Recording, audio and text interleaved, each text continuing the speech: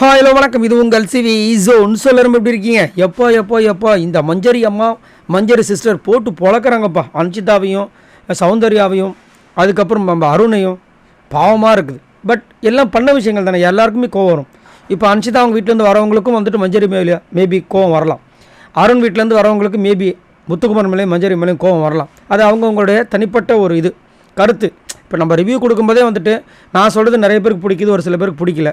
அது வந்துட்டு ஒன்றும் பண்ண முடியாது, அவங்களுடைய பர்சனல், அது ஒன்றும் நம்ம தலையிட முடியாது. பட் இங்கே பார்த்தீங்கன்னா மஞ்சரி அம்மா என்ன பண்ணுறாங்கன்னா அந்த கிச்சன் விஷயத்தை சொல்கிறாங்க. ஏன்னா கிச்சன் விஷயத்தில் மஞ்சரிக்கு மிகப்பெரிய துரோகம் நடந்துச்சு.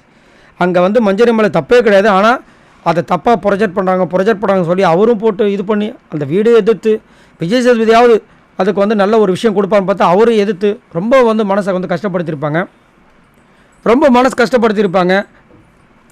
அவங்க ஒன்றுமே முடியாமல் அப்படியே ரொம்ப தனிமைப்படுத்தி இருந்திருப்பாங்க. அதுக்கப்புறம் கூட வந்து ஒஸ்ட் பெர்ஃபார்மன்ஸ் போட்டிருப்பாங்க.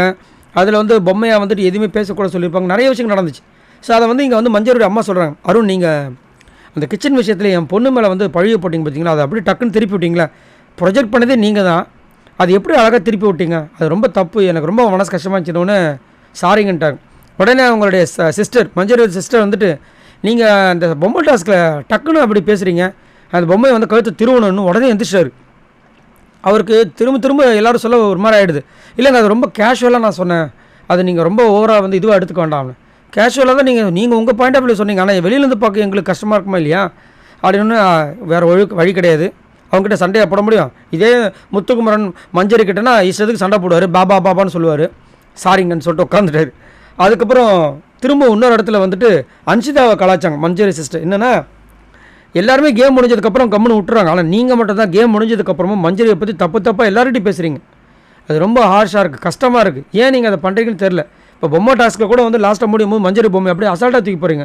ஏன் அந்த பொம்மை மேலே கோவமா, இல்லை பொம்மை மேலே வந்துட்டு மஞ்சரின்னு பேர் போட்டுச்சு அதுதான் உங்களை வந்துட்டு கஷ்டப்படுத்திடுச்சா அப்படின்னு கேட்க ஒரு மாதிரி ஆகுறாங்க. அதுக்கப்புறம் இல்லை நீங்கள் பேசும்போது உங்கள் பேச்சில் வலி தெரியுது, நான் பண்ணது தப்பு தான், நான் சாரி கேட்கக்கூடாது, பட் இருந்தாலும் நான் சாரி கேட்கணும் அப்படின்ட்டு போயிட்டு கட்டி பிடிச்சி சாரி கேட்குறாங்க. இப்போ சாரி கேட்டதுனால அடுத்த வாட்டி நீங்கள் பேசாமல் இருக்க போகிறீங்க. எவ்வளோ வாட்டி அன்ஷிதா இந்த மாதிரி வேலை எக்கச்சக்கமாக பண்ணியிருக்காங்க. இந்த வாரம் எனக்கு தெரிஞ்சு அன்ஷிதாக்கு தான் பாயசன் வேறு தோணுது. ஏன்னா எவ்ரிக்கு என்ன தான் ஓட்டு கம்மியாக இருந்தாலும் அதுக்கு மேலே வந்து அன்ஷிதா இருக்காங்க.